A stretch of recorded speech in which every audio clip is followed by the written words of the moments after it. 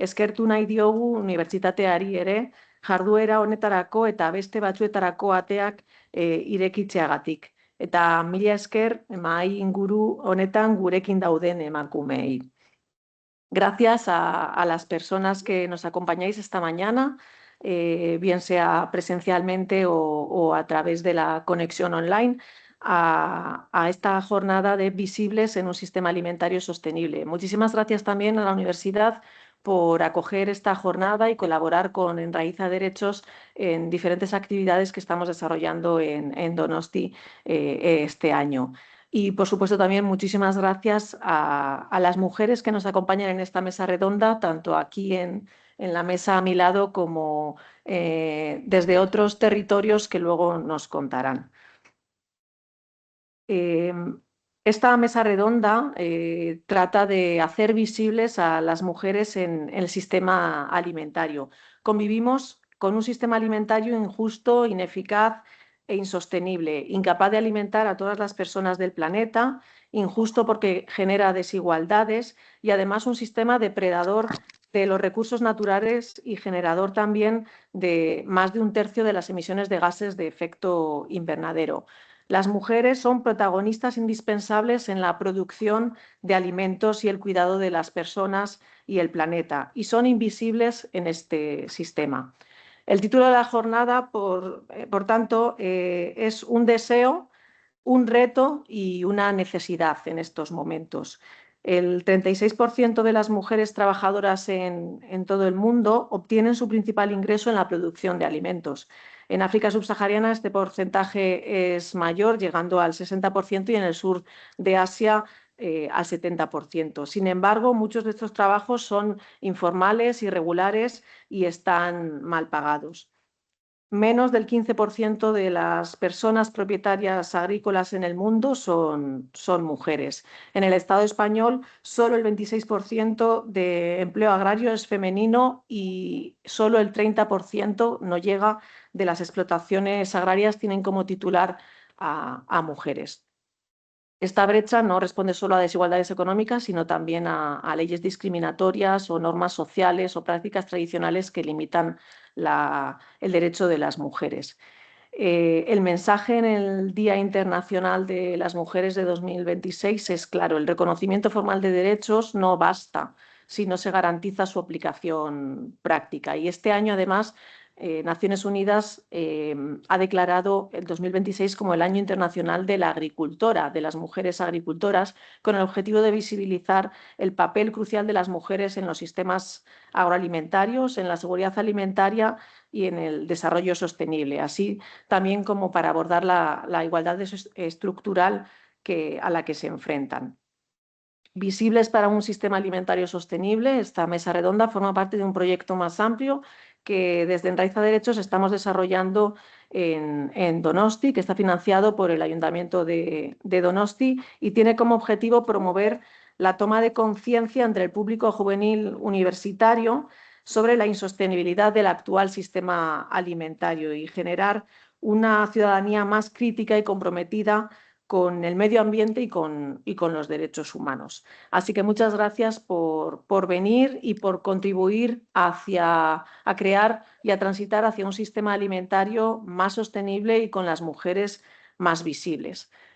Presento ahora a las mujeres que nos acompañan. Vamos a dialogar con 4 mujeres que sí forman parte de un sistema alimentario más sostenible y que son mujeres visibles allá donde trabajan, cada una en un espacio diferente de este sector. Damos la bienvenida a Zagala y Rabadana, pastoras nómadas, Suriñe y Celia, eskerrik asko. Suriñe Iglesias es bióloga y dinamizadora agroecológica y trabaja como pastora asalariada en verano. Nació en un pueblo de Madrid y actualmente vive en el Pirineo Ostense. Tras estudiar un máster en agricultura y ganadería ecológicas en Alemania, ha combinado el pastoreo en los Alpes austriacos con sus estudios y actualmente participa también en proyectos de investigación relacionados con ganadería extensiva y convivencia con grandes depredadores. Y Celia Alba Martínez Aragón Estudió Ciencias de la Agricultura Ecológica en la Universidad de Kassel, en Alemania, y desde que terminó ha trabajado como pastora en distintos sistemas de ganadería extensiva, tanto en España como en Italia, Austria y Suiza. Actualmente pasa los inviernos en Suiza trabajando con un rebaño transhumante y en los veranos en montaña, centrada en el manejo de pastos y protección del ganado y trabajo con perros pastores y cuidado diario de las ovejas de alta montaña. Y ambas son fundadoras de Pastoras Nómadas, un proyecto de comunicación y divulgación sobre pastoreo extensivo que comparten a través de redes sociales y que podéis seguir a través de Pastoras Nómadas o en Facebook Zagala y Rabadana. Así que muchísimas gracias por estar presentes y haceros visibles en esta jornada.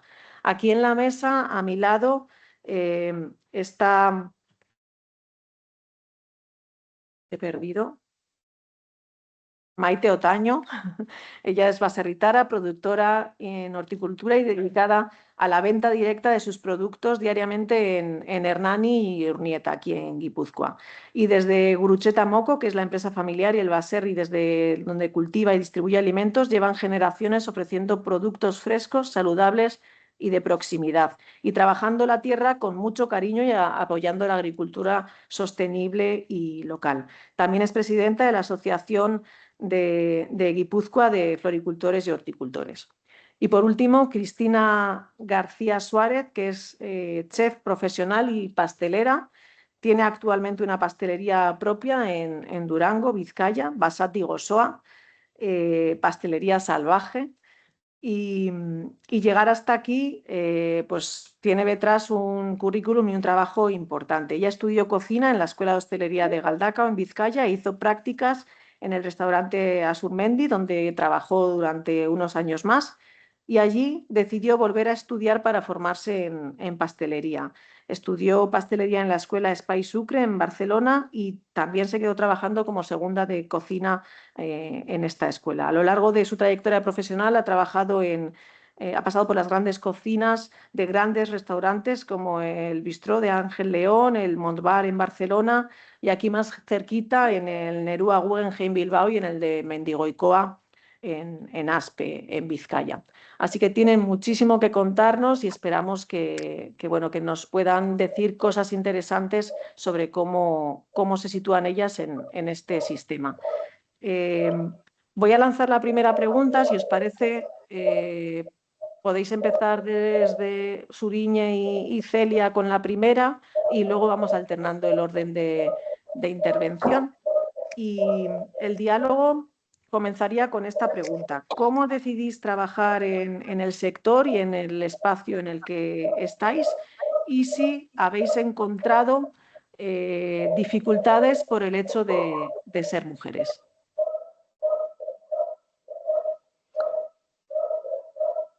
Vale, empiezo yo, venga. Em, pues nada, yo la verdad, bueno, aquí tengo a mi compi perruno Bob.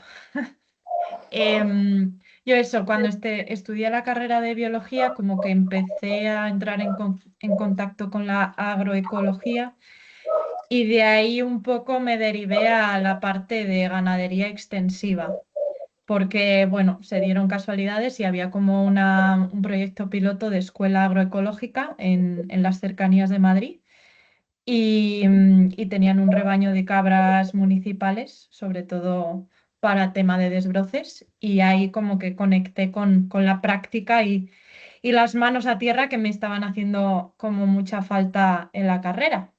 Y bueno, yo siempre comento que mis abuelos por parte materna pues venían de pueblo, de campo, eran molineros, pero como que la generación de mi madre hubo un salto y yo no tuve contacto directo ni con la agricultura, ni con la ganadería, ni con estas maneras de vivir.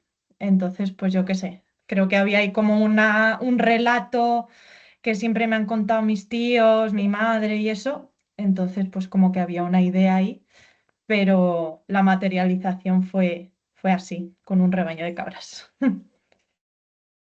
No sé si queréis que siga contando más o mejor Celia y luego ya vamos viendo tiempos. Vale, pues sigo yo. Yo, bueno, Mi recorrido es también parecido al de Zuriñe. Yo también, eso, cuando terminé mis estudios decidí probar el oficio de pastora, aunque yo tampoco tengo ningún antepasado ni ganadero, agricultor, agricultora. Y, o sea, vengo de la ciudad, vengo de Donosti. Pero bueno, me atraía mucho como la libertad de trabajar al aire libre y también como la posibilidad de dedicarme a algo que estuviera como un poco alineado con mi manera de pensar o mi manera de entender el mundo. Y pues también quería como explorar o indagar como en ciertas preguntas que me habían acompañado durante mis estudios, como quién produce realmente nuestra comida y qué tipo de sistema alimentario queremos sostener. Y lo quería conocer no solo de la teoría, sino de primera mano, ¿no?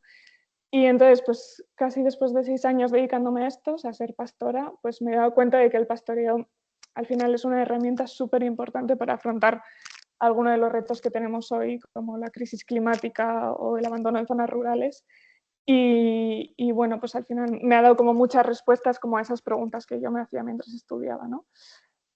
Porque siempre pues, me interesaba entender realmente de dónde viene lo que comemos, cómo se cuidan los animales, cómo se sostienen realmente los paisajes, que muchas veces desde la ciudad creo que percibimos como naturales, pero que en realidad están profundamente trabajados y ha sido el resultado de mucho trabajo y muchas generaciones que han cuidado esos paisajes, ¿no?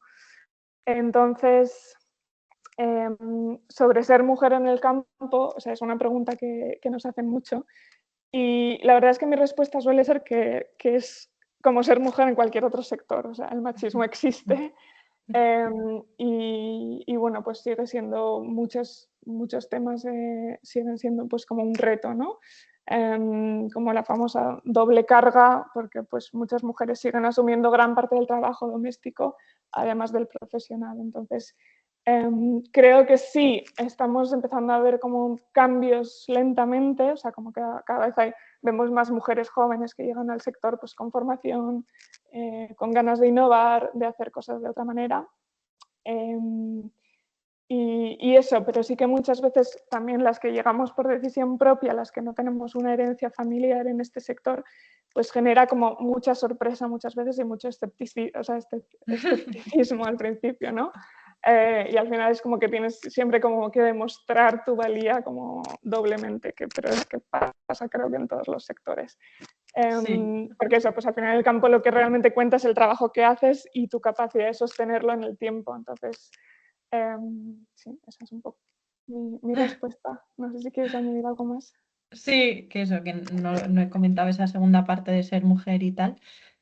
Que, o sea, yo estoy de acuerdo con Celia, ¿no? Pero obviamente la ganadería es un sector bastante masculinizado, ¿no? Entonces, pues obviamente se pueden dar situaciones en las que no tienes ninguna compañera a tu alrededor, ¿no? Entonces sí que puede haber como momentos de aislamiento, de soledad, también porque el trabajo en sí es bastante solitario, ¿no? En muchos casos, sobre todo eso en la montaña, pero bueno. Y por ejemplo, el otro día que fui a la Escuela de Pastores de San Juan de Plan, yo les decía como, nosotras tenemos muchos amigos ganaderos y nos llevamos muy bien con muchos amigos hombres ganaderos, pero yo siempre como que por delante pongo límites, o sea, porque es una cosa también como puedes hacer muchos chistes, pero a veces de los chistes se derivan otras cosas, ¿no? Entonces, como que para mí es muy importante establecer unos límites muy claros de trato, ¿no? Si estamos trabajando juntos, esto es hasta aquí, para que luego no haya confusiones, ¿no? Pero bueno, ahí creo que cada una tenemos una estrategia y una forma de ser, pero que sí que yo voy con una conciencia o con un chip, ¿no? A la hora de establecer relaciones con compañeros en la ganadería, pues eso, con un ojo de atención para empezar. Muy bien, Sí. muchas gracias. Seguimos por aquí, por la mesa. Podéis tomar la palabra quien queráis. Empiezo yo y, como quien dice, me lo quito de encima. Pues yo también no tengo ese pasado que haya sido hostelero en mi familia y demás. Yo me metí en la hostelería por un acto de rebeldía. Yo, mi madre, bueno, en mi familia el tema de, pues como todas las casas, hay que estudiar, hay que sacarse una carrera, hay que sacarse tal y cual. Y a mí me machacaron tanto, estudié tanto para mi parecer y demás, que dije, sí, pues cuando acabé lo que es bachillerato, hice también el acceso para la universidad y demás, aprobé, pero le dije a mi madre, lo siento mucho, hasta aquí todas tus exigencias, ahora voy a hacer todo lo contrario. Entonces, para mi familia era como entrar en hacer peluquería o cocina era lo peor que podía ser. Y dije, por aquí, ese es mi momento pues para tocar más las narices. Como todo tarde y mal en, en muchas decisiones que tomo, no tenía plaza en ninguna institución pues, para estudiar hostelería y lo único que quedaba era Galdácano. Yo suelo hacer este inciso porque Galdácano sí que es verdad que yo he salido muy bien formada y tal, pero no es estas escuelas que se dedican como tan en profundidad o tienen tanto prestigio a la hora de que tú tengas esa titulación. Yo tuve la suerte, o me lo estudié mucho, que fui la mejor de mi clase y pude elegir prácticas. Y es ahí donde empezó mi amor por la cocina, que yo tuve la suerte de elegir las prácticas en Azurmendi, como antes ha comentado. Y me quedé ahí haciendo prácticas durante 3 meses, lo que llevaba lo que te exigía la escuela. Y como no podía seguir haciendo más prácticas porque por aquí no podía sostenerme, me fui durante 3 meses a la mar. En Huelva estuve trabajando en un barco lleno de hombres, en el cual yo durante mes y medio solo estuve vomitando por la proa porque no conseguía mantenerme de pie y durante el otro mes pues ya pude pescar como tal. Yo esto lo cuento, que cosa que antes no les he hecho el inciso a ellas, yo tenía que ir camuflada en el barco porque las mujeres no podían subir a pescar. Yo tenía que ir con la gorra, pelo recogido, tal y cual, no hablar mucho, no hacer mucho movimiento, porque si yo en el puerto aparecía como mujer, me podían quitar el trabajo. Entonces me pasé 3 meses camuflada de mi vida. Cuando acabé ya de esto, conseguí el dinero, seguí estudiando, o sea, volví a Zurmendi, hice mis prácticas, bueno, el stage que se le llama, que es un poquito más largo, y ya ahí es donde empieza mi verdadero amor, ¿no? Me quedo 5 años más en Azurmendi y a Azurmendi llegaba unos folletos pues para estudiar pastelería de Spice Sucra y esto era como que me llamaba la atención hasta que ya decidí irme a Barcelona. Allí me quedé 9 años, que también trabajé en diferentes sitios y empecé a especializarme. Y es aquí donde yo empiezo como a querer tener el puesto que muchos hombres, en este caso, siempre llegaban y yo no veía mujeres. Entonces ahí empezó otra vez mi acto de rebeldía, ¿no? Ya no contra mi familia, sino contra los hombres, de decir, yo no voy a hacer mucho ruido como tal, pero poco a poco yo voy a hacer mi camino para quitarte tu puesto. Entonces yo he ido y he conseguido esos puestos ya por mi cabezonería y por demostrar que todo el mundo es válido, independientemente de por dónde me es, perdón por la expresión, pero yo demostré muchos, bueno, me pasó un caso que postulé para un puesto, éramos un chico y yo. Y ahí fue muy claro que no me lo dieron a mí por ser mujer, porque mi currículum comparado con el de él, el mío era mucho más preparado, tenía mucha más experiencia para dirigir cocinas. Bueno, pues se lo dieron a él y al de 2 semanas bueno, pues vinieron otra vez donde mí y me dijeron, Cris, mira, pues que hemos visto pues que este puesto es para ti. Y entonces ahí es donde les dije yo, pues ahora os lo coméis con patatas, que yo no tengo ningún tipo de responsabilidad, yo tengo mi trabajo, estoy muy a gusto y que os coma, o sea, que os cubra los marrones otra persona. Yo sí que es verdad que siempre digo que por los huevos que le he echado a la vida y porque no me he bajado de mi burro, no he tenido esa diferencia, ¿no? De que no me han respetado como mujer o como tal. Y la verdad que más que nada por eso, porque yo entraba a los sitios y como ha dicho ella, yo marcaba mis límites de decir, así es como quiero que me traten. Yo no quiero ni que ser la princesa ni ser una mierda lo vuestro. Perdón por mis expresiones, pero es que yo soy muy así, muy directa. Y gracias a mi saber hacer o a mi manera de curiosear o querer saber más sobre el tema de tanto de la cocina como de la pastelería, porque nunca he querido, digamos, dejar de lado tanto un sitio como otro, porque de hecho yo mi pastelería la denomino que yo cocino pasteles y cocino postres, por el hecho de que también hay mucha más elaboración atrás, porque dentro de la hostelería yo sí que me doy cuenta que los pasteleros somos como, ya te hace el último postrecito, se queda contenta la gente y demás. Entonces yo ahí reivindico mucho que la posición del pastelero o pastelera es va mucho más allá, independientemente de ser mujer o hombre o lo que sea. porque dentro de, eso es, en la hostelería, lo que es dentro de una cocina, parece ser que tiene mucho más prestigio ser cocinero que no pastelero como nombre como tal. Y quieras que no, muchas veces le salvamos el culo a todos los a todos los cocineros, porque igual la comida no ha ido tan bien y llega el pastelero como Messi y mete gol y es lo que resalta. Pero sí que es verdad que a mí me ha costado mucho lo que es escalar y realmente tener ese reconocimiento por las manos que tengo y por el conocimiento que tengo hacia el producto y hacia la manera de cocinarlo. No porque un día hice un postre o me presenté a un concurso y a raíz de ahí ya todo se engloba a ese tipo de personas. Yo creo que todo evoluciona y que hay que tener como mucho más hincapié en este tipo de conocimientos, ¿no? No solo por quién seas, de dónde vengas y demás, porque es como digo yo, los altos chefs, que yo les respeto mucho, pero ya pasó tu tiempo porque viene gente por detrás muy, muy potente. No hablo de mí, que también, pero que bien, y no abrimos ese hueco. O sea, está todo tan instaurado en estos grandes chefs, al cual solo conocemos a un par de mujeres, y no se les abre a todas las mujeres que vienen por detrás, que son muy buenas. O sea, a mí eso es lo que me da rabia a día de hoy. Luego retomamos un poquito ese tema. Gracias, Cris. Maite.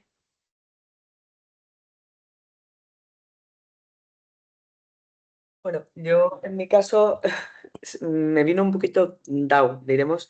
Yo no prevengo del mundo rural, pero bueno, cerca sí que, pues mi tía, por ejemplo, en su momento se casó a un caserío y ella sí que trabajaba en un caserío y se dedicaba al sector y a sacar adelante el caserío, mientras con ayuda de su marido, pero su marido primero por lo menos tenía su trabajo en su fábrica de 8 horas y luego se dedicaba al caserío. Y ella es la que por detrás sacaba todas las labores del caserío para adelante, pues como normalmente ha pasado en Euskadi, ¿no? Que ellos, aunque fuera la voz cantante y los titulares fueran ellos, ellas eran las que llevaban la carga del trabajo. En mi caso fue un poquito, y aunque parezca contradictorio, yo acabé en el caserío por tema de conciliación laboral. Porque yo tengo estudios administrativos, yo trabajaba en una oficina y ya, bueno, yo ya siendo estudiante ya tenía una relación con el que a día de hoy sigue siendo mi marido. Entonces, él era hijo único y desde que él nació, su familia ya se dedicaba a esto. Sus abuelos ya eran de caserío, su Madre madre, mía, Sergio. su madre se tuvo que quedar, digo, bueno, pues porque sí es verdad que en el País Vasco normalmente el mayorazgo que se le llamaba era que la herencia del caserío quedaba siempre a manos de un hombre. En el caso de la familia de mi marido, mi suegra era la mayor de las hijas, pero no le tocaba el mayorazgo al ser mujer. Al que le tocaba el mayorazgo era el segundo, que era hombre. Pasó que hasta entonces, hasta que se casó, se iba a casar el que supuestamente iba a ser el mayorazgo, aunque era el segundo hijo, por ser hombre, pues que se casó a otro caserío en el que la mayorazgo era ella porque era hija única. Entonces él se trasladó a vivir con ella porque ya tenían un caserío en el que ya había una explotación en marcha, y es que mi suegra tuvo que volver de la calle al caserío ya casada y con su hijo para emprender o bueno, seguir un poquito con el negocio familiar. Pasó que, bueno, mi marido es hijo único, entonces mi marido seguía con el negocio de su madre. Yo por aquel entonces trabajaba en una oficina, en una empresa en la que era de emergencias, entonces trabajábamos a 3 turnos, los 365 días al año, y había que cubrir las 24 horas diarias, entonces trabajamos a 3 turnos. El que uno estuviera en el baserri y el otro estuviera trabajando por turnos no era nada compatible para poder tener familia, formar una familia y poder criar nuestros hijos. Y ahí es donde pues le dimos un par de vueltas al asunto y bueno, hablamos con su madre encantada de que se incorporara una nueva mujer a su negocio, y pues ahí empecé, y a día de hoy, pues después de casi 30 años, ahí seguimos. De titular sigue estando mi marido, evidentemente, y yo no iba a decir su mano derecha, es un 50-50, somos un equipo el que nos dedicamos tanto a labores de casa como a labores de cuidado de nuestros mayores, como a las labores del baserri en este caso. Pasamos a la segunda pregunta, que Cristina ya lo ha avanzado un poquito, pero podemos volver a incidir en este tema. ¿Cuánto de visibles son las mujeres en vuestro sector. Suriñe también ha comentado algo y Celia, ¿no? Pero bueno, como ya habéis avanzado algo, ¿qué cambios habéis observado en estos últimos años en cuanto a visibilidad en vuestro sector? Ahora, si queréis, bueno, o empieza Cris o volvéis Suriñe y Celia, como queráis. Dale, Cris. Pues mira, yo muchas veces pienso que a día de hoy se da la visibilidad a las mujeres por el hecho de ya como una obligación, ¿no? Como que tienen que dar esa parte de, "Buah, ya las hemos metido como tal". Pero si te das cuenta en cualquier aspecto del arte o del trabajo, lo que sea, siempre son carteles donde aparecen muchísimos hombres y te voy a meter a 2 o 3 mujeres por quedar bien. Nos centramos en actos solo de mujeres porque para darnos nuestra validez solo en estas fechas. Y no cogemos, por ejemplo, otro día, el 4 de agosto, pues para reivindicar esto, ¿no? O para hacer un evento solo de mujeres y seguir con esta valía. Y a mí es lo que me da mucha pena y mucha tristeza, porque también dentro de en mi sector, a las mujeres que se le da esa visibilidad es dentro de, pues a las mujeres que ya son conocidas desde hace muchos años y encima que el nombre se lo ha dado los padres. De en mi caso, pues puede ser Elena Arzak o la Ruscalleda, ¿no? Bueno, Ruscalleda ella misma se labró su nombre como tal, pero todas las jóvenes que salimos o que queremos y afrontamos la vida también como estos grandes chefs, no nos dan ese hueco o ese sitio. Siempre es lo que os digo, pues hay un evento, hay un cartel, Madrid Fusión, no sé cuántos hombres, te meten 2 mujeres. Y seguimos en lo mismo, año tras año se nos llena la boca diciendo no, porque la mujer, la mujer, la mujer, pero solo hay un acto de la mujer el día 8 o 9 de marzo. Y a mí eso me aburre y me cansa, porque creo que estamos durante todo el día. Yo tengo mi pastelería en este caso, tú tienes tu caserío, vosotras tenéis vuestras ovejillas y tal, y seguimos siendo trabajadoras 365 días al año y que reivindiquen por nosotras 365 días al año y reivindicar, pues eso, estar en todos los sitios. Yo quiero ser un jueves y estar dando por saco todo el día. Que no hablo por mí, ¿eh? Porque luego me invitan a sitios y no voy porque me da mucha vergüenza y mucha cosilla. Pero sí que me gustaría ver a compañeras del sector muy, muy buenas y muy grandes, verlas pues día a día. Esa es mi opinión como tal. Maite.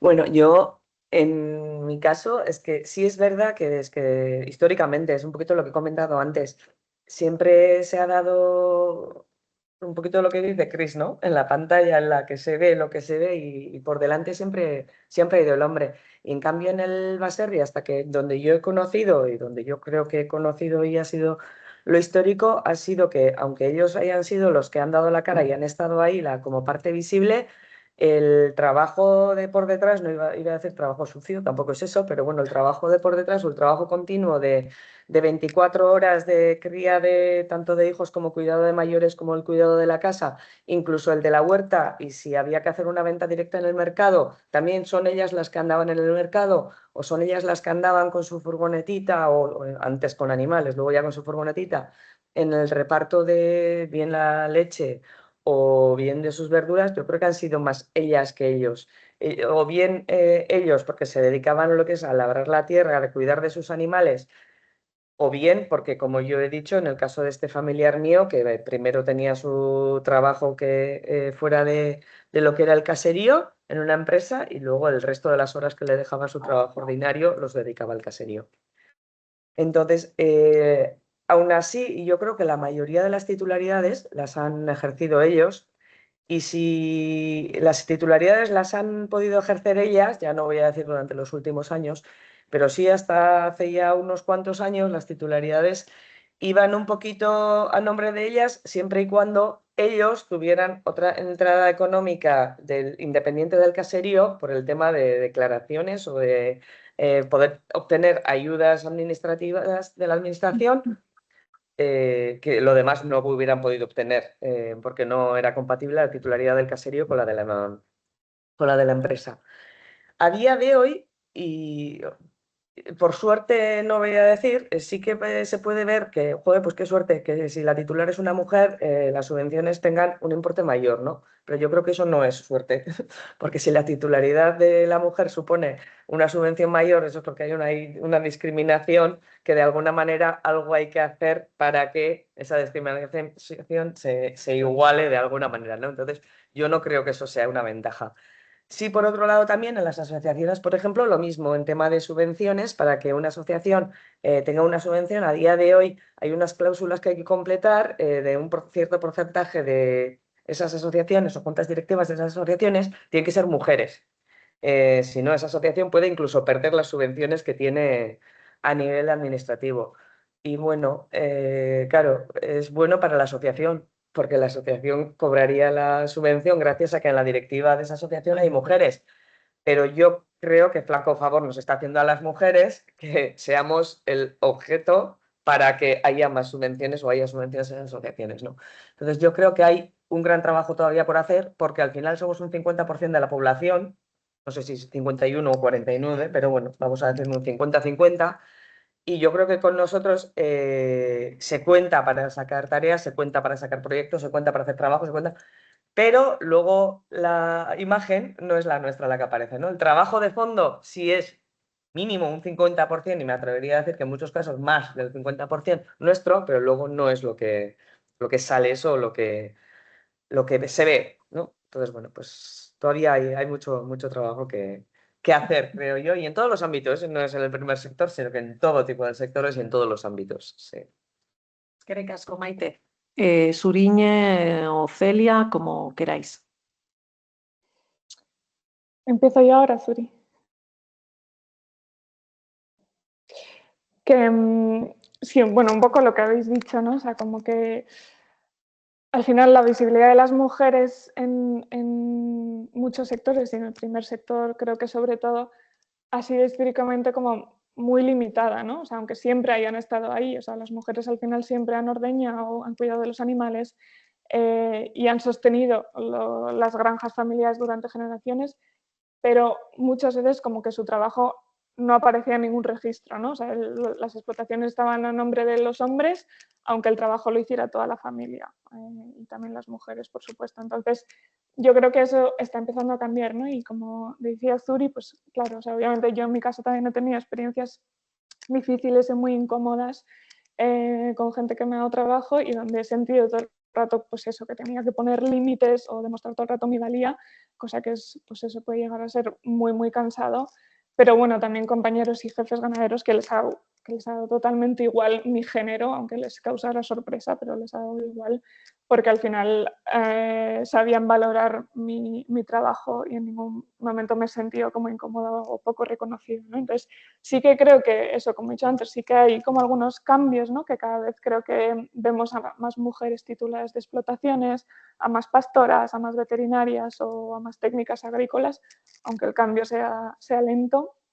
Pero, bueno, a mí una cosa también que me parece importante hablar es como de quién sostiene gran parte del trabajo agrícola y ganadero hoy. Como en muchos lugares y, o sea, y en toda España también, pues una parte muy importante de la mano de obra del primer sector está formado pues, por mujeres migrantes, ¿no? O sea, sobre todo en campañas agrícolas como temporeras o también muchas como pastoras. Y entonces, al final son trabajos duros, muchas veces muy precarios y su contribución creo que sigue siendo como muy invisible dentro del sistema alimentario. O sea, en mi caso también, o en nuestro caso, yo ahora, o sea, migré a Suiza buscando mejores condiciones laborales para poder ejercer pues, lo que más me gusta, ¿no? Que es ser pastora. Entonces creo que al final eso muestra que detrás de los alimentos que consumimos hay como muchas trayectorias invisibles y muchas personas que se desplazan para poder trabajar y sostener este sistema alimentario globalizado que tenemos. Y eso, yo creo que cada vez somos más, que llegamos pues eso, como con nuevas ideas, con formación, con ganas de cambiar las cosas. Y también están surgiendo, que creo que hay que reconocerlas, como redes muy potentes de apoyo entre mujeres rurales, como Ganaderas en Red, que ayudan a visibilizar un trabajo que siempre ha existido, pero que siempre quedaba como en segundo plano. Y en nuestro caso, Pastoras Nómadas, pues nació un poco con esa idea, ¿no? O sea, nos dimos cuenta de que cuando decíamos que éramos pastoras, pues eso, mucha gente reaccionaba con sorpresa, como si fuera algo súper raro, y por eso empezamos como a compartir nuestro trabajo, que nos parece muy importante pues darle visibilidad, ¿no? Pero a la vez pienso que la visibilidad sola no es suficiente, como habéis comentado, ¿no? O sea, creo que muchas veces la visibilidad no significa comprensión y muchas veces se queda todo como muy en la superficie y en lo panfletario, sin que haya como cambios profundos reales, ¿no? en el sistema. Entonces está muy bien que se hable de pastoras y de mujeres rurales, pero si no es viable vivir de este trabajo, o sea, esa visibilidad se queda como en algo súper simbólico. Claro. También comentamos el otro día en la Escuela de Pastores de San Juan de Plan, cómo dar esas referencias, ¿no? Muchas veces lo que no se cuenta no existe, entre comillas, ¿no? Y gracias a las redes sociales, por ejemplo, que, bueno, ni Celia ni yo como que éramos súper fan de las redes sociales, pero nos dimos cuenta que, por ejemplo, para conectar con gente más joven, si no estábamos ahí, no existíamos, ¿no? Y entonces no éramos una referencia de ser posible. Bueno, nos emociona también cuando nos escriben, por ejemplo, por Instagram mujeres que dicen, buah, pues es que lo llevaba pensando mucho tiempo, pero no sabía, no tenía referencias o no sé cómo acceder a este mundo, ¿no? Entonces, como que esas conexiones de, joder, pues ahora está teniendo eso, cierta acogida y cierto auge las escuelas de pastores y pastoras, ¿no? Pues, por ejemplo, para gente que no viene del mundo, ¿no? O que no le viene de familia o tal, pues son alternativas muy buenas para empezar a familiarizarse con todo esto. Y eso, como GER también, que son ganaderas en red de todo el territorio, pues por ejemplo, Ramaderes de Cataluña también es otra red de mujeres pastoras muy interesante. Y quería compartir también, lo voy a poner por el chat, un trabajo de visibilización que están haciendo en Madrid de esas mujeres pastoras de toda la vida, mujeres mayores que siempre han estado ahí, siempre. Lo que pasa es que no se han hecho visibles, ¿no? Entonces, como que me parece muy interesante la labor que están haciendo, como de ahora que son mayores, pues también reconocerles ese trabajo que hicieron igual cuando tenían 10 u 11 años y las mandaban solas a la sierra para cuidar de las cabras, ¿no? Entonces, eso. Y que hoy en día, por suerte, cada vez hay más titularidades compartidas, ¿no? En las explotaciones agroganaderas, pero bueno, que eso, que es un trabajo lento y que bueno, que efectivamente pues hay que ir día a día demostrando y haciendo cambios, ¿no? Aunque nos juntemos en los días específicos convenidos para ello. Es que ricasco, Suriñe. Sí, la verdad es que la ley de titularidad compartida, si no recuerdo mal, es de 2011, o sea, es casi de antes de ayer. Todavía costó mucho que saliera y todavía cuesta que sea una realidad y que sea algo normal, ¿no? Y que no, que las mujeres que os dedicáis al pastoreo, por ejemplo, dejéis de ser como un elemento raro dentro del sector. Bien, la tercera pregunta va sobre la sostenibilidad y cómo desarrolláis vuestro trabajo o qué papel, qué peso tiene la sostenibilidad en vuestro trabajo, porque evidentemente necesitamos un sistema alimentario que sea más sostenible, pero ¿qué creéis que necesitamos cambiar desde la producción y el consumo y cómo lo hacéis desde vuestro trabajo? Y no sé, empezamos por aquí, si veis, Cristina o Maite, ¿quién es? Yo, por ejemplo, cuando la gente me pregunta a ver qué parte de sostenibilidad yo tengo en mi negocio como tal, pues yo lo explico un poco sobre mi manera de vender también, que es calidad antes que cantidad. Yo en mi negocio estoy solita tanto para atender como para elaborar, como para gestionar, para ir a la gestora, para ir al banco, o sea, Juan Palomo en una persona. Entonces, yo lo que hago es que hago todo lo elaborado en el día, ha de venderse en el día. ¿Cómo lo hago? No te sabría decir, es que no tengo idea. Simplemente que el número que hago, pues se acaba vendiendo y ese, lo que a mí en mis números me acaba encajando. Luego sí que es verdad que no todos los días son de ventas de la leche, que dices, me sobran cositas. Pues yo al día siguiente intento buscarle una segunda elaboración a esa otra segunda vida, pero siempre y cuando veas un producto totalmente diferente. Es decir, yo las conversaciones que tengo con mis clientes es que si te vendo lo de ayer al mismo precio te estoy estafando, que es lo que están acostumbradas muchas pastelerías. Y hoy por hoy, pues no hay tanta venta o hay tantas pastelerías diferentes, pues que tienes dónde elegir y dónde ir. Entonces ese producto muy perecedero, pues tienes que darle otra vida. Entonces yo, por ejemplo, yo vendo galletas americanas y donuts americanos. Los donuts, en vez de rellenar todos a la vez y que se estén rellenos en el carro, yo lo que hago es, me han sobrado 10 unidades de donuts que mañana los puedo rellenar porque están en perfecto estado, pero en mi manera de ser no me va a dejar venderlos como el día anterior. ¿Qué me hago? Pues hago unas torrijas, por ejemplo. Esas torrijas son uno de los productos más vendidos en mi pastelería, que parece que la gente viene siempre, abro los miércoles, pues el jueves viene ella preguntando por torrijas como tal. No las tengo siempre, saben que es un producto, porque además yo soy súper sincera y súper transparente con mi clientela y les explico lo mismo que os estoy explicando a vosotras, ¿no? Que es un producto que ayer me quedó en el carro al cual yo le doy otra vida. Entonces, eso ponerlo otra vez en el sistema. Y sí que es verdad que yo no tengo nada de mermas, no tengo. Mis basuras son de cajas de cartones y demás, lo cual reciclamos todo, reciclo porque no tengo a nadie, a veces pienso que es otra persona, pero no soy la misma.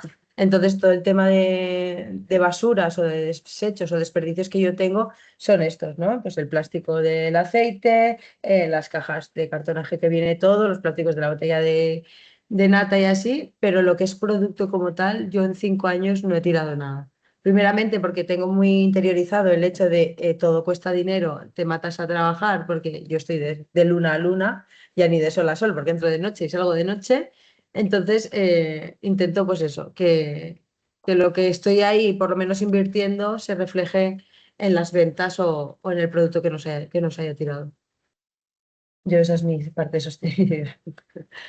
Bueno, nosotros en nuestro caso es la venta de la cercanía, ¿no? El hecho de que nosotros lo producimos, nosotros lo limpiamos, lo preparamos, no le damos una elaboración específica, más que prepararlo para que llegue a las casas en lo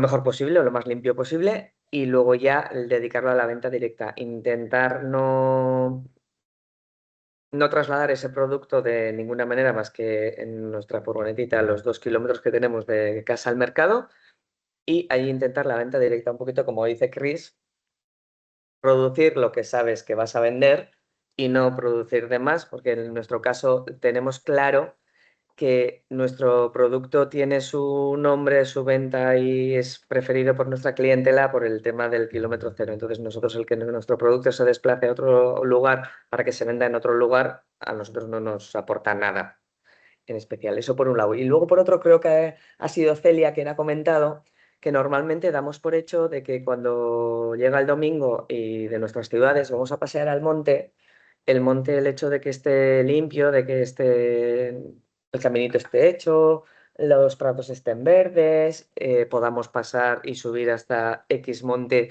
y disfrutar allí de nuestro día y verlo aquí, aquello bonito, damos por hecho de que eso se ha creado así, pues como se puede crear un rascacielos en una ciudad, pero en realidad, lo mismo que Celia ha dicho, hay un trabajo de fondo de muchísima gente que, pues primero, que no se contabiliza económicamente, ni se aprecia ni se valora. Y muchísimas de las veces, además, gente que vivimos en esas tierras, gente que vivimos de esas tierras y en esas tierras, nos vemos un poquito ninguneados, no quiero usar esa palabra, pero la voy a usar, pues o bien porque el que viene de la ciudad viene con su perrito y le apetece que el perrito esté al aire libre, tú puedes tener tus propios animales en ese terreno y los animales se asustan con el perro que viene de la ciudad, el perro que viene de la ciudad no entiende que esos animales están en su hábitat natural y que tienen que estar en ese hábitat natural para que ese hábitat esté como está. Entonces ahí tenemos ahí una lucha de, no sé, no quiero decir ni de competencias, pues porque no, porque al final la naturaleza está para que la gocemos todos, pero todos tenemos que saber dónde vamos, cómo vamos y dónde estamos, ¿no? Para que todo esto sea sostenible para todos, no solo para los que vivimos de ello, ni tampoco solo para los que van a disfrutar de ello. Entonces, bueno, pues en eso estamos. Elia y Suriña, adelante. Vale, empiezo, pues. Que es que totalmente, no creo que radica lo que comentas, Maite, en esta profunda desconexión entre el campo y la ciudad, ¿no? Que parece que, o sea, no hace tanto tiempo, no hace tantas décadas que la mayoría de la población vivía en el rural, ¿no? Pero hoy en día el 80% de la población de España vive en ciudades.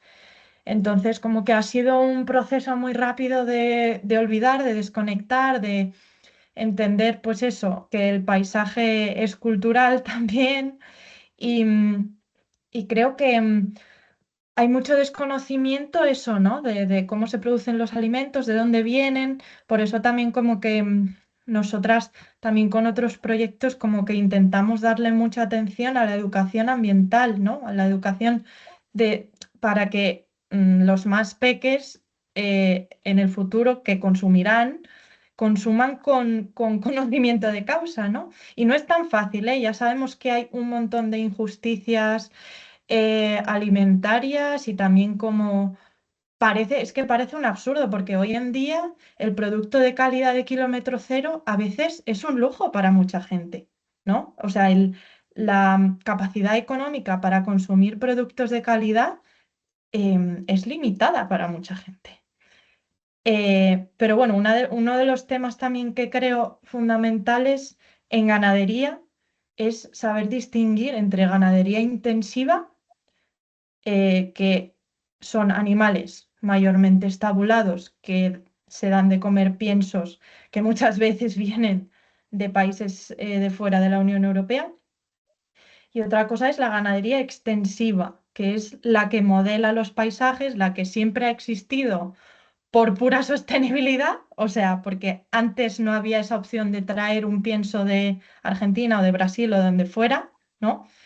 Y que esta ganadería extensiva es a la que nos referimos también que es sostenible eh, y que produce alimentos, pues eso, territorializados y que dan vida a los pueblos, al rural y que incluso frente a situaciones que están viniendo, están llegando de cambio climático, de aridificación de muchas zonas en España, los rumiantes, y específicamente los pequeños rumiantes, o sea, cabras y ovejas, van a ser un elemento súper clave para conseguir alimentos de calidad en ambientes cada vez más áridos, ¿no? Que esto es todo un melón también de sostenibilidad, veganismo, o no. Bueno, es que hay muchas aristas, ¿no? El mundo es muy complejo. Hay que entender bien cómo funciona nuestro sistema agroalimentario y qué significa, por ejemplo, ganadería extensiva, ¿no? Y, y hay que trabajar todo eso también en la parte de las consumidoras, porque es normal, o sea, no estamos criticando, ¿no? Pero que hay un montón de desconocimiento que deberían estar incluido en los programas formativos, educativos, todos estos temas, ¿no? Y, y, por ejemplo, también la venta directa de esto de kilómetro cero, ¿no? Pues hay lugares en los que esto es la normalidad, pero en muchos otros sitios, pues es que ya solo mismo para matar tus animales tienes que desplazarte 2 horas, porque no hay un matadero en tu zona rural, porque el que había lo cerraron, nadie lo ha modernizado, nadie se ha adaptado a las nuevas leyes sanitarias y se cerró, ¿no? Entonces, pues que eso también es que va intrínsecamente ligado a lo que es el mal llamado desarrollo rural, que ahora mismo hay algún proyecto de mataderos móviles, ¿no? Que están viendo a ver su viabilidad también por temas de bienestar animal, ¿no? Si tú el animal no lo tienes que trasladar 2 horas en un camión hasta llegar a matadero, pues probablemente tenga menos estrés, en fin. Te dejo, Celia, que si no me enrollo. Sí, o sea, totalmente de acuerdo. Obviamente que eso, o sea, al final el modelo dominante de hoy, pues está claro que es muy injusto y que genera como impactos ecológicos y sociales como muy graves. Pero en cambio, o sea, la ganadería extensiva, el pastoralismo, o sea, la práctica de pastoreo en sí, o sea, funciona totalmente diferente, ¿no? a la ganadería intensiva o industrial. O sea, al final el pastoreo puede regenerar suelos, mantiene biodiversidad, reduce el riesgo de incendios, que en muchas partes de España son, bueno, pues ya hemos visto lo que pasa en verano, porque al final los animales controlan el matorral y mantienen pues, los paisajes abiertos, ¿no?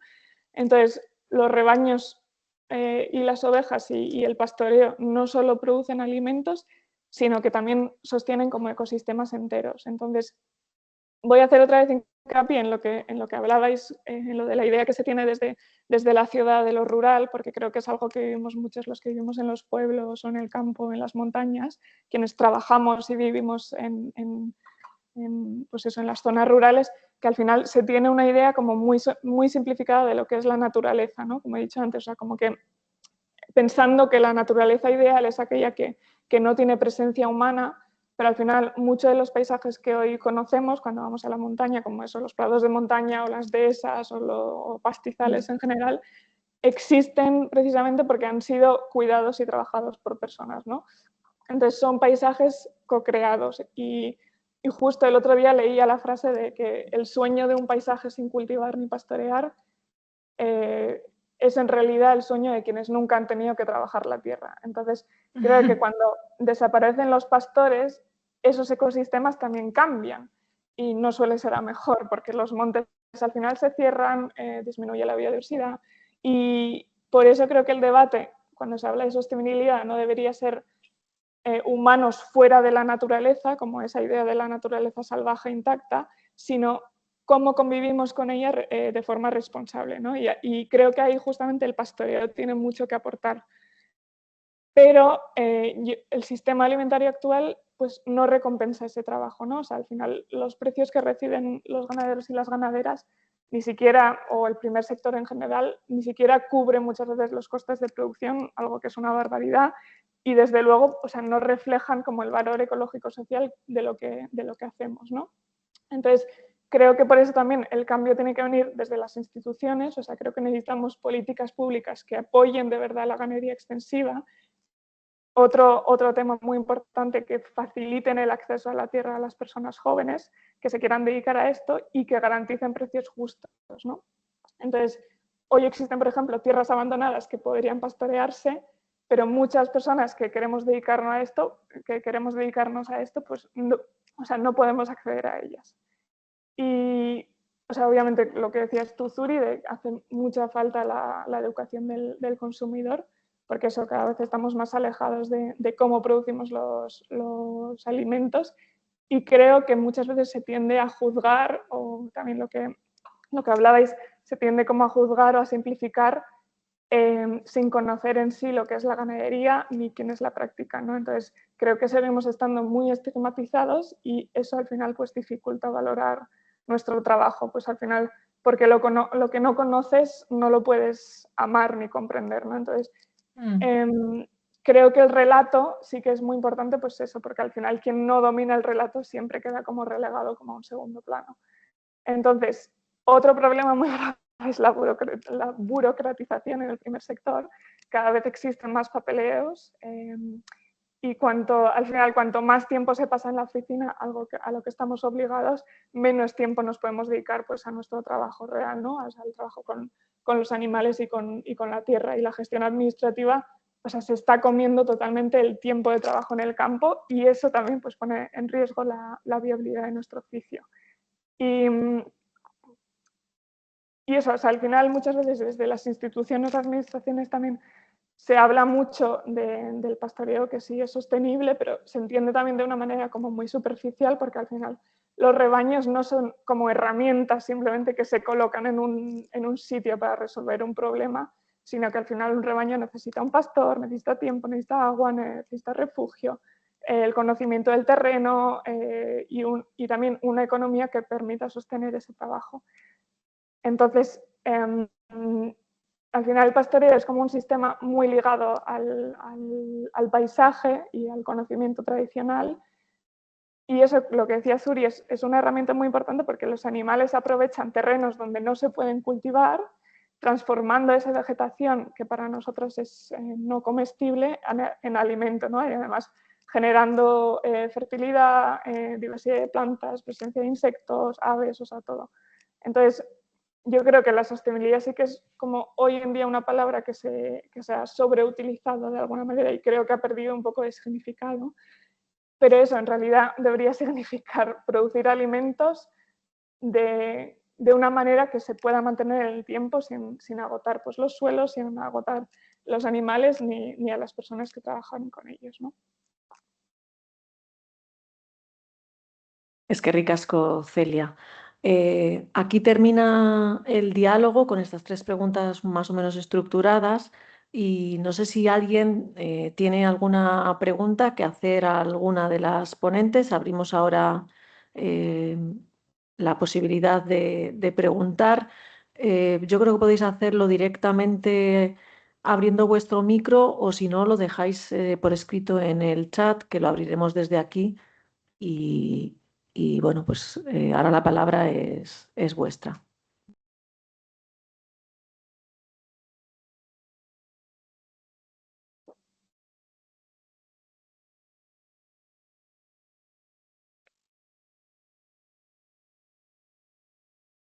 Bueno, yo si no hay nadie que quiera hablar, aprovecho. Que no hemos mencionado también, ¿no? Como que qué bien que nos juntéis también como a la parte más, o sea, como la cadena alimentaria es tan larga, ¿no? Como eh, la parte de producción, que es a la que estamos como más acostumbradas, igual Cele y yo, a hablar de eso, ¿no?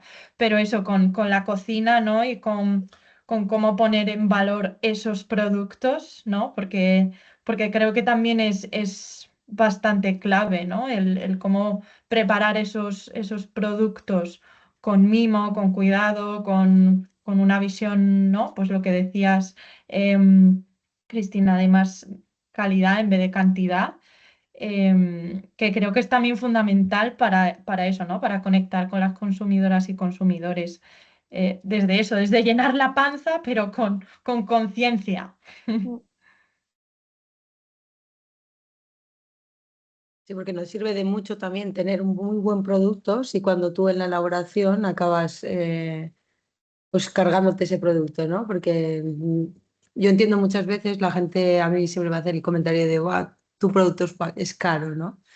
Y yo ya directamente pues o paso o cuando tengo el día animado les explico, ¿no? Pues que ya simplemente con que vayamos a un supermercado nos damos cuenta, ¿no? De la subida que ha tenido los precios incrementados. Yo les intento explicar y les intento guiar que dentro de una pastelería, la pastelería es un lujo y es un capricho que hay que dárselo para mí una vez a la semana, si acaso. Y si tengo que elegir, elijo una pastelería en la cual sé que los ingredientes que utiliza son una materia prima excelente. Porque yo, por ejemplo, yo utilizo unas mantequillas pues que son muy, muy, muy buenas y así las pago ese precio.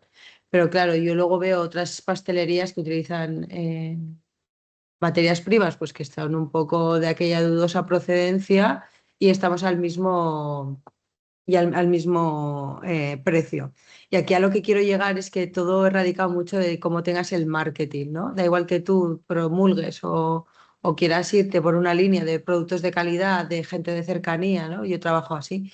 Y dar a conocer también pues, productores más pequeños, pues porque si gano yo ganas tú, esa es mi filosofía de trabajo, pero como mi marketing no está a la altura de una tienda que, vamos a hacerlo así, lo hace peor o utiliza peor ingrediente, pues quien va a generar y quien va a ponerse en la cadena de la circulación es quien mejor marketing tenga, porque hoy por hoy nos da igual que los huevos sean de unas gallinas que han estado en un campo ahí, que no han estado en una jaula y demás, si a mí eso no me va a dar resultados, no lo voy a comer a través del móvil. No sé si me explico. Hoy por hoy comemos a través de la pantalla de Instagram y lo bonito, lo aesthetic, ¿no? Esa palabra tan chunga que utilizan, queda súper bien en la red social. Entonces, ¿qué más me da que mi galleta esté así si te estoy dando calidad? Ya, pero es que no me queda bien en mi portafolio.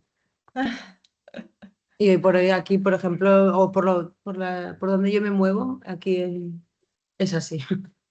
De hecho, yo me Ya. tenía que sumar a la moda de contratar a alguien para que me lleve las redes sociales. O sea, ya me renegaba, llevaba 5 años renegando de ello y ahora he caído en la rueda. Pero yo ahora sigo diciendo que tengo producto bueno, con materia prima buena y una comunicación excelente. Ya. Estoy genial. Sí, total. Y otra cosa también que eso, que igual yo como que hago mucho hincapié en consumidores y consumidoras, pero que obviamente entiendo eso, las limitaciones individuales y que no quiero como poner toda la presión en los individuos y que precisamente las instituciones también podrían optar por opciones más sostenibles de consumo, ya sea a través de los comedores escolares, las residencias de ancianos, los hospitales, y que hay iniciativas en esa línea, ¿no? Pero que desde las instituciones también se pueden hacer decisiones de consumo responsables de kilómetro cero. Pero solo lo hacen en campaña.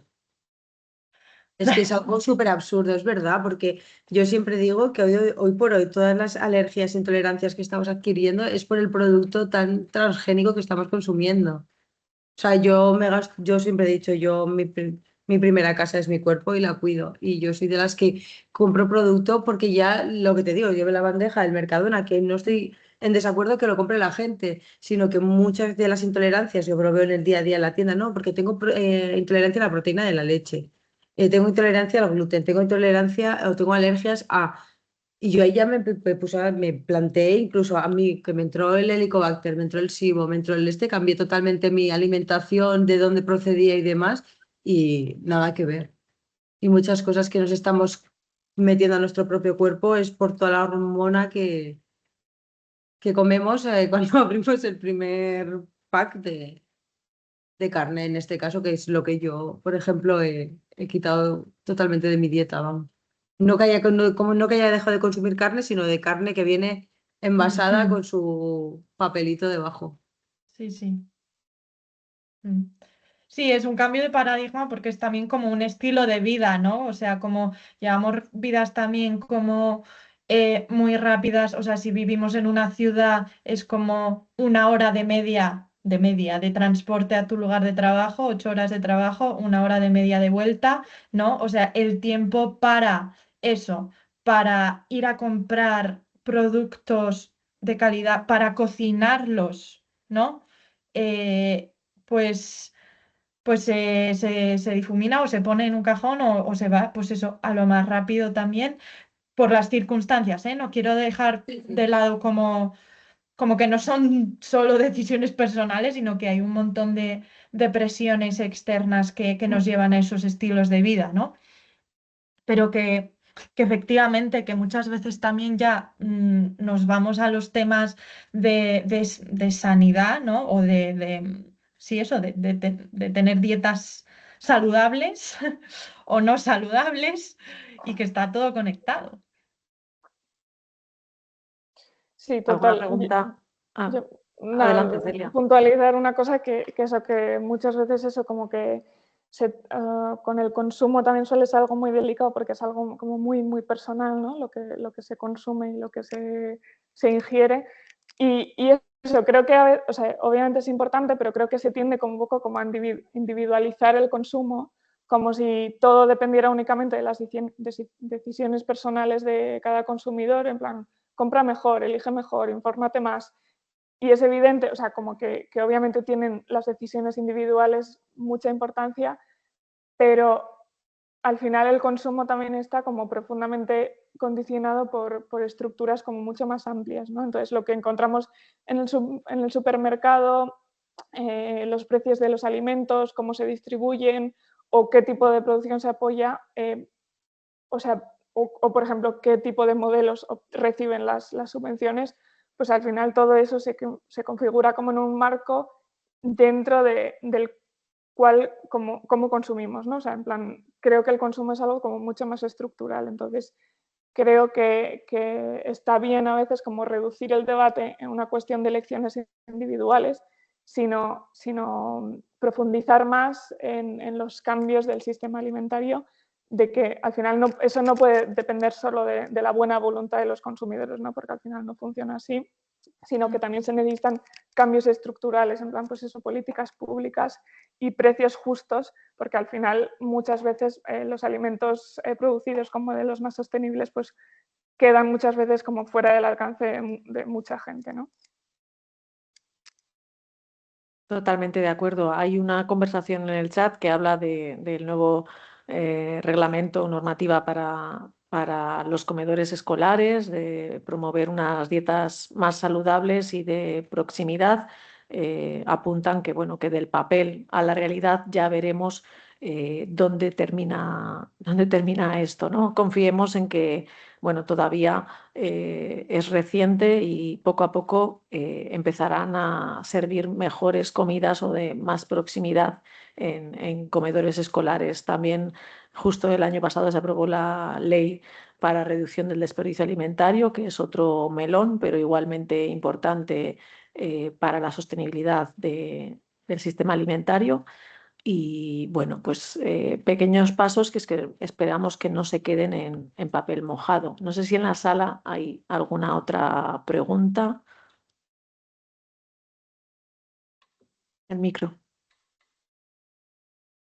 Se va a preguntar, bueno, con el tema este de los comedores, bueno, yo me ha tocado por circunstancias de la vida, tanto a las candelas de los colegios como a las residencias de personas mayores, que yo sepa en Donosti, solo hay 2 residencias que tienen cocina propia. O sea, imagínate, yo no lo sabía, pero me tocó por circunstancias familiares y luego también es verdad que la política del gobierno vasco es que no haya cocinas propias. O sea, todas las candelas se surten de cosas que les traen de comedores hechos, o sea que, pues con todas las consecuencias que eso tiene. Pero yo os iba a preguntar, ¿cómo veis, lo voy a llamar distorsión, toda esta política que hace la extrema derecha, no solo en España, sino en toda Europa, de coger como el tema del rural como bandera?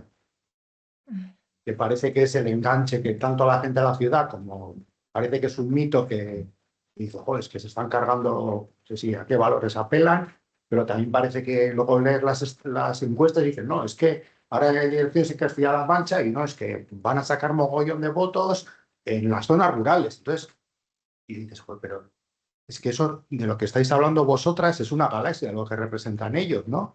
No sé cómo a mí es una distorsión, pero ustedes igual lo veis. A mí me asusta un poco, no sé.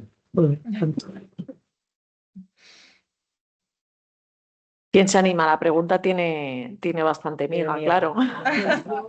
Yo creo que esto viene dado porque van a ser sitio de zonas rurales, porque son personas que han vivido las épocas que han vivido, que tienen esa mentalidad como tal, y sí tienen igual esa semejanza, ¿no? Con esos partidos, pero porque vienes, y yo por lo que he visto, yo voy a un pueblo de Zamora, muy pequeño, y la media de edad son de 60 y largos para arriba, que los jóvenes que han nacido allí, pues han emigrado a ciudades de cercanía como tal. Entonces yo creo que se aprovechan de eso, ¿no? De gente sin estudios, sin conocimientos, sin que se han tenido que apañar ahí en lo rural como tal, que tienen esos votos porque les da igual que vaya a la extrema derecha, a la extrema izquierda, a la extrema central, que les van a comprar todos con 4 palabras de... Yo es lo que no quiero llamarlo engaño, porque cada uno cree en lo que quiera creer y de tal, pero creo que se aprovechan de eso, del no conocimiento pues eso, pobre gente. También es un enganche particular. Sí, bueno, sí, porque ahora los jóvenes, hay jóvenes, ¿no? A mí la frase esta que me dicen de con esto con Franco no pasaba, coño, ni que vayamos al cine tampoco pasaba, y que vayas así vestido no pasaba, y que yo tenga un tatuaje en la cabeza tampoco pasaba. Entonces, como hablamos desde la ignorancia, desde el sentirse, pues eso, escuchados o alabados por el séquito de rebaños que puedan tener detrás y hoy por hoy, pues no te sabría decir, porque hemos vivido, sobre todo en el País Vasco, pues cuando teníamos a la ETA y así, como hemos estado viviendo aquí, yo no sé si quieres tener eso, pero de otro partido político también. O sea, vivir acojonado a mí no me gusta. Y vivir limitado, sobre todo, pues eso, ahora que pues entra esta gente o lo que sea y me promete que vamos a reivindicar lo rural, pues para que salga, para que sea más consciente que una ciudad, pues a mí no yo no lo compro, porque yo he tenido la suerte de que me he criado todos los veranos y demás en zonas o sea, zonas rurales y luego vuelvo a la realidad, mi realidad de que vivo en una ciudad como tal. Es verdad, yo soy de Durango, es un valle, es un pueblo pequeño, pero quieras que no,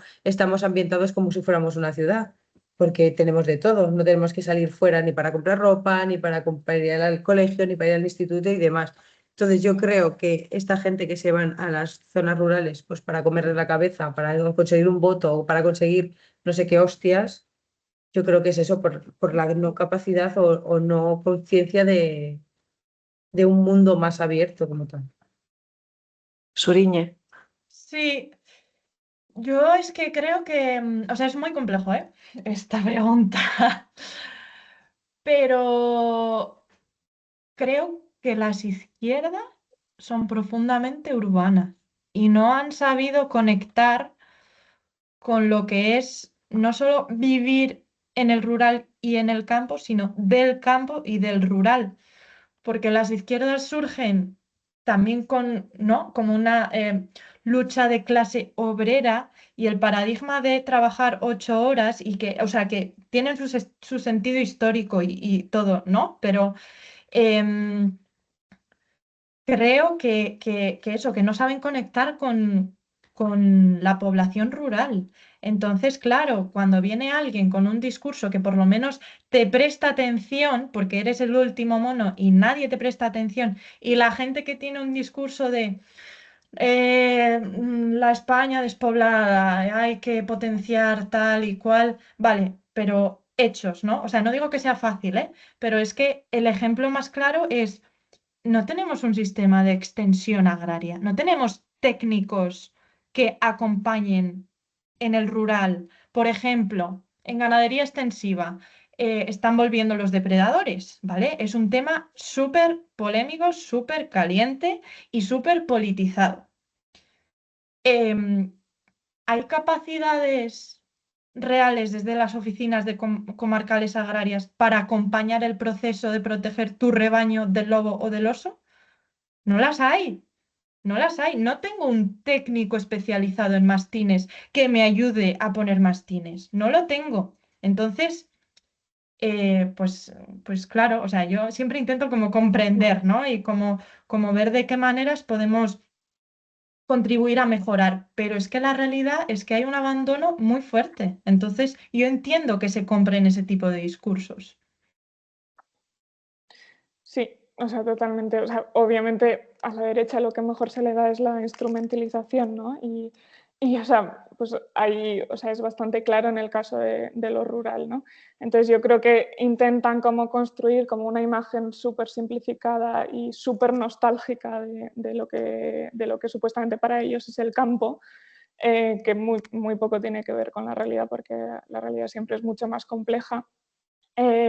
Y al final siempre como que intentan recoger como esa idea como romántica y como escapista, como súper acompañada de un discurso como súper tradicionalista y súper conservador, que al final, que es lo que siempre ha pasado, que presenta las ciudades como espacios moralmente degradados y el mundo rural como lo opuesto, ¿no? O sea, eso ha pasado toda la historia. Entonces, creo que muchas veces eso o sea, utilizan lo rural como símbolo identitario de sus valores, pero al final ignoran obviamente los problemas reales del campo, ¿no? Entonces, y como dices Zuriñe, o sea, al mismo tiempo, y yo desde que me dedico a esto también, o sea, lo siento así, que creo que es muy importante como hacer una autocrítica, ¿no? Desde las izquierdas, porque al final ciertos discursos como urbanos de la izquierda, por ejemplo, como cuando se habla de sostenibilidad o de veganismo, son formas que están muy desconectadas de la realidad del campo y muchas personas en lo rural sienten como que no se están entendiendo sus realidades o que directamente se les está juzgando, ¿no? Y yo es algo como que siento mogollón desde ciertos discursos urbanos izquierdistas, y eso que o sea, que yo soy súper de izquierdas, ¿no? Entonces creo que al final esa distancia que han construido contribuye mucho a que parte del mundo rural se sienta abandonado. En Euskadi es diferente, creo, pero bueno, el resto de España pues no. Y puntualizar también que eso, ¿no? Como que hay también, que el mundo rural es muy diverso y que también una de nuestras reivindicaciones es como, bueno, pues eso, somos diversas y podemos, yo qué sé, tener gustos diferentes y vivir en el rural, ¿no? Y como eh, ahora mismo también estamos involucradas con asociaciones de gente joven que vivimos en el rural y que estamos también reivindicando otras maneras de vivir en el rural que no van en línea con estos discursos de ultraderecha, ¿no? Entonces, que estamos ahí y que estamos tomando un montón de fuerza porque nos estamos organizando. Estupenda el cierre este de sembrar esperanza, Suriñe, porque nos estaba quedando así una pregunta un poco pesimista y que, bueno, pues que hay esperanza y que hay mucha gente joven que está visibilizando cómo vivir en el entorno rural y ojalá eso acabe bueno, pues trasladando a las ciudades otra forma de consumir, sobre todo, y también en las instituciones.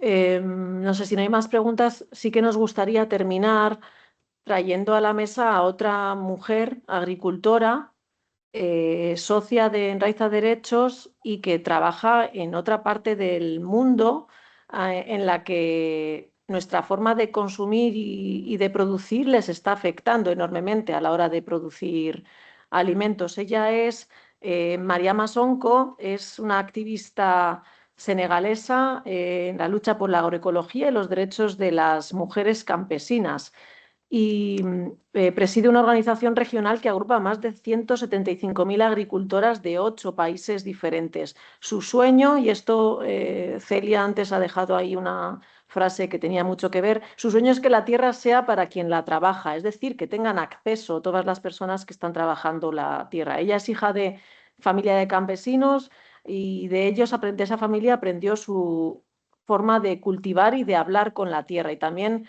como dice ella, los secretos que esconden las semillas y cómo utilizar esas semillas. Así que vamos a intentar, si no hay problemas técnicos añadidos, proyectaros ese vídeo para que nos vayamos un poquito con la fuerza de Mariama y la esperanza de visibilizar el trabajo de las mujeres como productoras y cuidadoras de la alimentación y del planeta.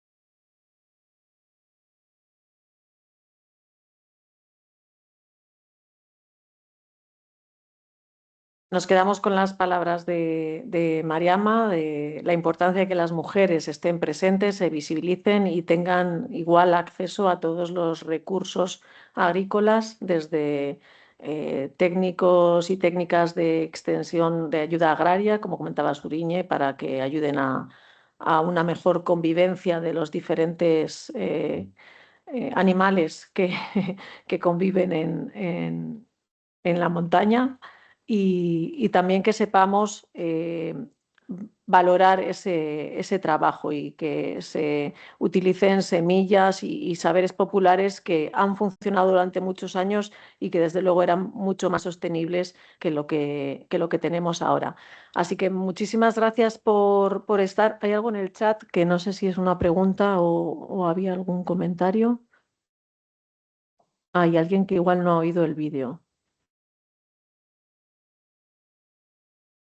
Bueno, era un comentario también sobre el reglamento de comedores sostenibles, me parece.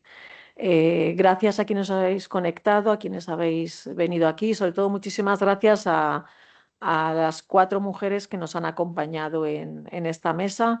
Esperamos que nos volvamos a encontrar en otros espacios. Ahora hacemos intercambio de correos electrónicos porque alguien quería visitar los rebaños en Suiza y Austria, y os aseguro que vosotros también vais a querer probar la pastelería salvaje que hace Cristina, así que ahora nos intercambiamos correos. Eskerrik asko guztioi etorteagatik. Vale, mila esker. Agur. Sí, gracias a Agur. Eskerrik vosotras. asko zuei.